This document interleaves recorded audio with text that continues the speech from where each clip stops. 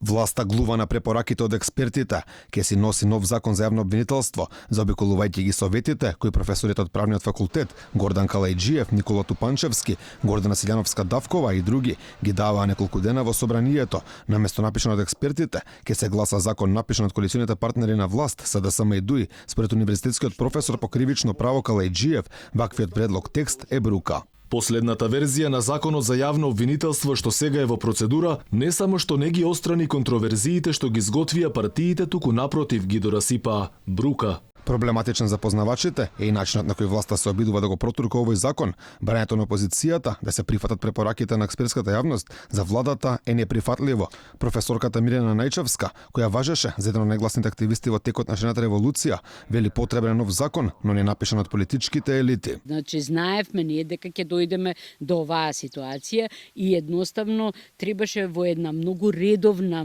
многу смирена процедура во која што ќе имаше низа од јавни расправи и тоа со различни структури, со суди, со јавни обвинители, посебно со експерти, посебно со граѓанските организации и слично, кои што од различна перспектива ќе го дадеа своето мислење и врз основа на чието мислење ќе можеше да се изгради еден најсоодветен закон. Работни групи на власт и опозицијата долго време преговараа за новиот закон за јавно обвинителство, но до договор во ниту еден миг не стигнаа. Владачката СДСМ сега на 2 дена пред распуштање на собранието реши да изгласа закон заобиколувајќи ги буквално сите препораки кои ги дадоа експертите во собранието.